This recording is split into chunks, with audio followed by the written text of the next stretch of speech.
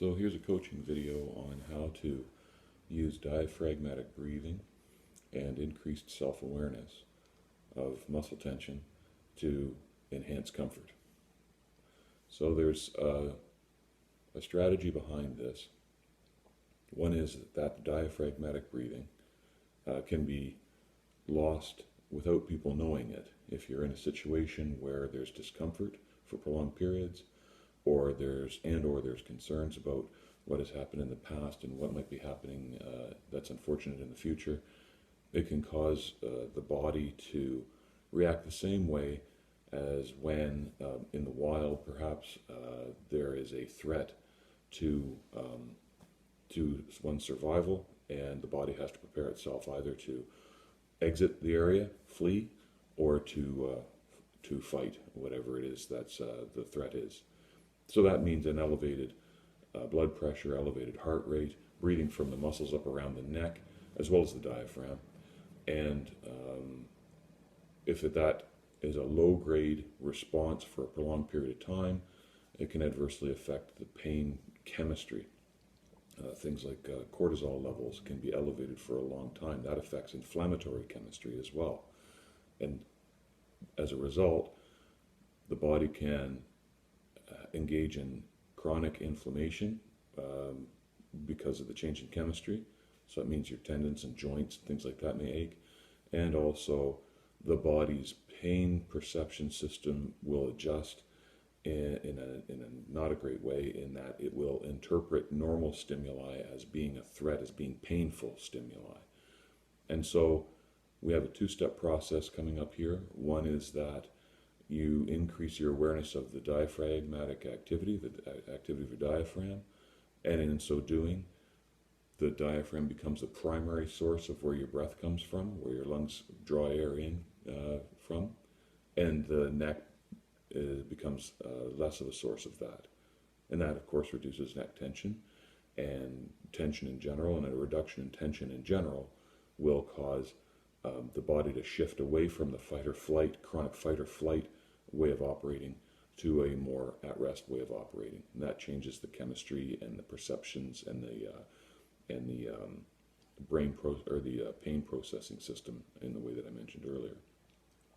And the second component is becoming self-aware of how many motor units are being fired spontaneously. A motor unit is a nerve cell, the fiber going to the muscles, and the muscle fibers that are controlled by that nerve cell. So we have thousands of muscle fibers in each muscle, and at rest, the number of muscle fibers that are contracted may be much higher than they need to be for the circumstances. So the second process is increasing your awareness of how many of those things are firing at rest, and through focused attention, reducing the number of those things that are firing at rest. And that has a similar effect in terms of shifting the body from a fight or flight mechanism to a normal at-rest mechanism. And then by shifting things over to that normal function when there isn't a threat, you change the chemistry of inflammation, the chemistry of pain perception, and pain signal processing. I shouldn't use the word perception, because what you're feeling is real. It's not an imaginary thing. It is pain that is a result of a change in the processing systems that are associated with pain signal processing and processing of stimuli in terms of, is it painful or dangerous, or is it normal? So I suggest you use a phone to time, because if you don't have to worry about how much time you're spending on these things, then you can focus more on what you should be focusing on. So I'm going to set my timer for 2 minutes. You could set it for 2 to 5 minutes. And we're going to focus on diaphragmatic breathing. So here we go.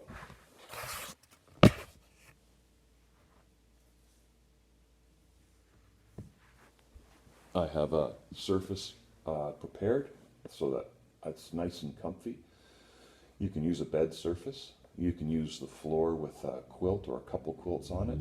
I have a pillow underneath my knees, and I have a pillow underneath my neck that is of a thickness that allows my head to sit in a slight nod and I'm nice and relaxed.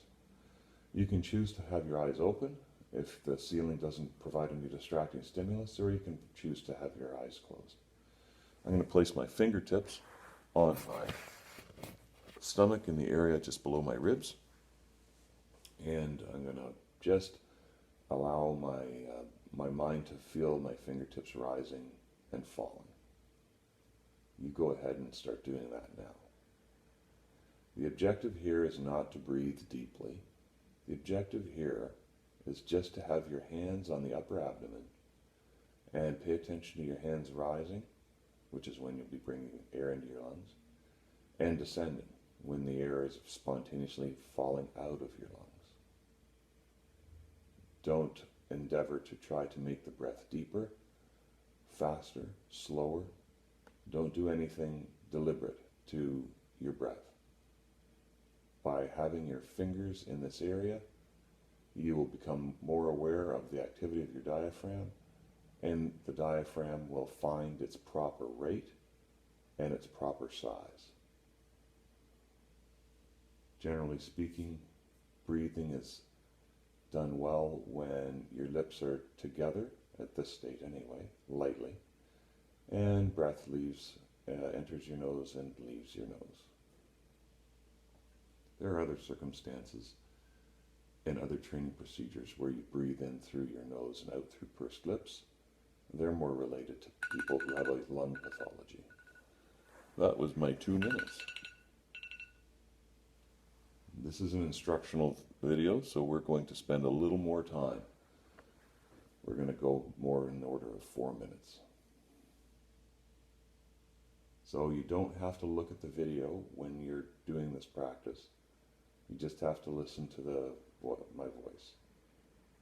So relax and pay attention to your hands rising and falling. And you're not trying to evaluate the quality. You're not trying to search for and attain a target in terms of any particular qualities. You're just allowing your hands to rise and fall for a period of 2 to 4 minutes. This is the conversion of breathing from accessory muscle use plus the diaphragm. The accessory muscles would be the muscles going from your neck and head to your upper ribs. From that to diaphragm only, or largely. There's some muscles in between your ribs that will be participating also. But after 2 to 5 minutes of focusing on your hands rising and falling, the activity levels of your neck muscles that join your ribs will be far less. And that'll tell your body that there is no threat. An additional benefit of this practice is it does provide your mind with something to focus on other than the busyness of the day, worrying about what has happened in the past and what the future might bring. Focus on your hands rising and falling, and it's not easy to focus on other things also, and that can be helpful in terms of resetting your state of mind so that you can engage in some other activity or perhaps go to sleep. There you go. So that was 4 minutes worth of that. I'm going to change my timer on my phone now to 10 minutes. You could do this between 10 and 15. Actually, I'm going to change my mind. 15 minutes. That'll be sure that I can get through the second process here without having that timer go off like it did earlier in our instructions. Okay. Your hands can remain on your stomach area, or with a light relaxation in your fingers, you can put your elbows away from your sides a little bit, 4 inches or so, and let the palm of your hands lie on the ground beside your hips. What's going to happen now is you're going to pay attention to the heaviness or the pressure between the body parts that are touching what you're lying on and the body part itself. And you're going to divide the body into smaller sections so you can focus more accurately on certain body parts and certain body regions. We'll start with the ankles. With every breath out, with every breath that falls out of you, think about your feet and your toe area falling down toward the floor. Or perhaps falling out sideways so the tips of your feet separate from one another. If you notice a little bit of adjustment of leg posture because of this focused relaxation, congratulations, you've shut down a portion of muscle activity that was not of any use and was causing things to be not as comfortable and not working as well as they could be. That's a good thing. With every one of these body parts, you're going to focus on relaxation as your breath leaves you. You're going to give yourself at least 10 breaths, but don't bother counting them, just kind of guess what 10 breaths would be to accomplish some sense of change in terms of increased pressure of the limb on the floor, or as in the case of your ankles, have feet falling toward the floor, toes falling apart. You'll move on to a new body part after 3 exhalations have not produced any change. Then you know you've accomplished as much as you can for that body part at this time. So we'll move on to my calves, your calves, and how much weight you feel between your calves and the surface you're lying on. Here you're going to focus on relaxing the thighs and the knee area. You can simply visualize those body parts and visualize them falling onto the pillow. You can visualize something like ice cream melting. You can visualize, you can listen for or create the sense of light wind blowing through trees, heads of grain swaying in the wind in the prairie. Whatever is familiar to you in your experience that caused a sense of relaxation, you can visualize those things, and at the same time attend to how heavy the body part is that you're focusing on.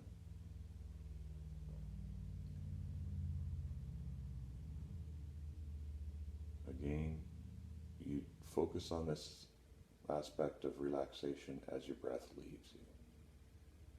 And hopefully you'll feel an increase in weight over that period of the breath leaving you. And you repeat the process until you find 3 or 4 breaths have passed and there isn't an increase in weight of that body area like your calves against the pillows. So you might need to stay longer than I am staying for each body part here in this video, but hopefully by practicing the video, you'll understand how to do this and spend as much time as you need on each body part. You won't necessarily spend the same amount of time on each body part because the state of them may be different. We'll move on to the weight of the back of the knees and the back of the thighs on what you're laying on. With every breath out, focus on relaxing the front of the thighs and the front of the hips. You can picture the knees as well, relaxing.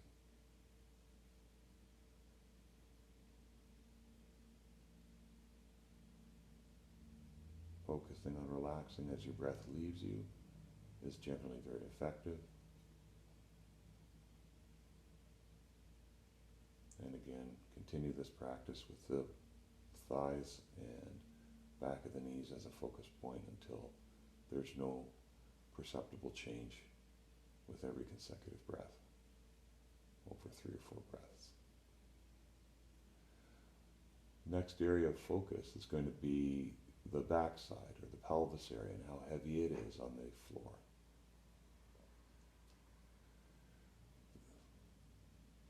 One aspect of comfort in terms of positioning may be to place a folded towel in the hollow of your back so there's some contact between the hollow of your back and the surface you're lying on. It can help.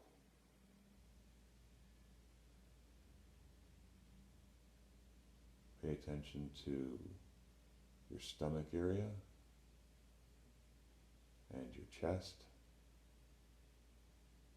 And with every breath out, see if you feel more weight between your pelvis and the surface you're lying on. Also consider the backside area. Relax kind of the buttocks. You can feel the contact area increase. It's natural to have more adipose or fatty tissue in this part of the body. And as the muscles beneath that tissue relax, there'll be a greater contact area between the backside and the surface you're lying on. Think about relaxing the front of the pelvis and the upper thighs and groin area. This area of focus may help relax this area also. Spend as much time as you need to on each body part.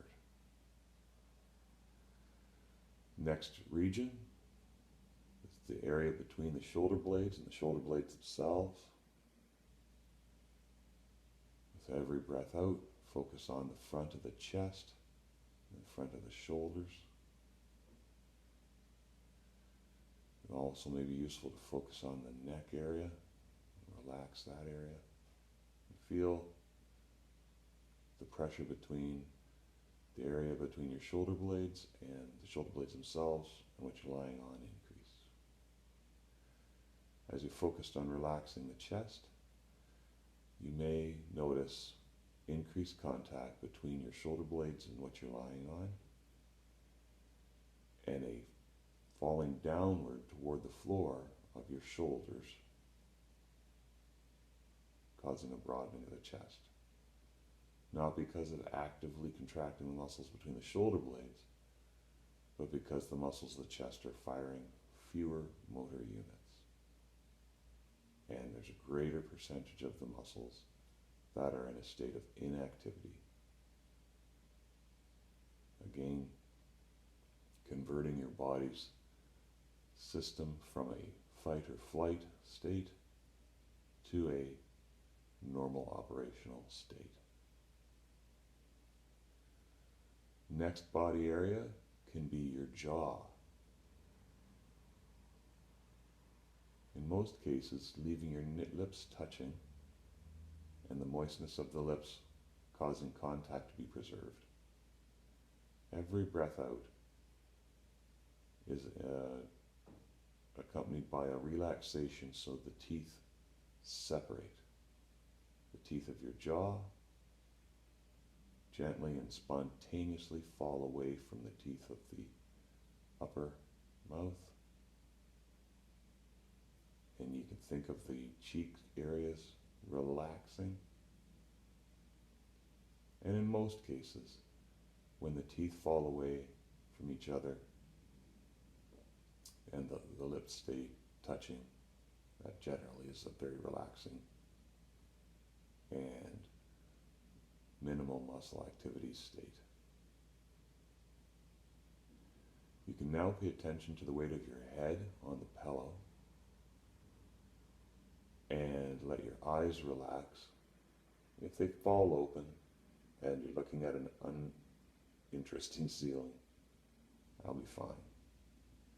If they stay closed, but lightly closed, that's fine too. And with every breath out, you focus on relaxing the facial muscles and feel the weight of your head become greater on the pillow. This region, the face, the jaw, the neck itself, is a region where people tend to want to spend and should spend a little more time. You can also give consideration to the forearms and hands. With every breath out, visualize your fingers loosely apart. and the weight of your hands and forearms heavier on the surface that's supporting them. This is also an area of focus for some people. Perhaps if there's a predisposition to fidgeting with the hands or clenching the hands.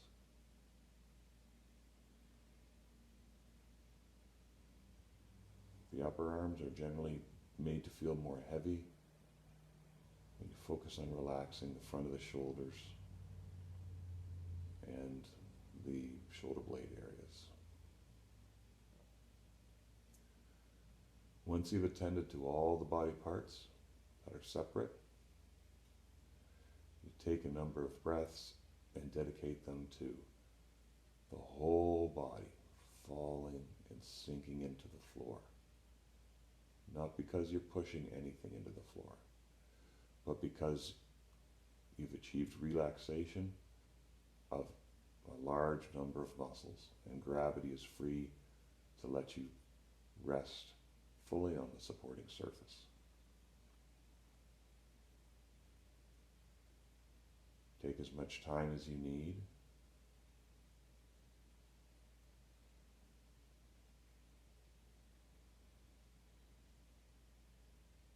And when you are ready to resume your day, try to avoid jumping up and getting into the next thing.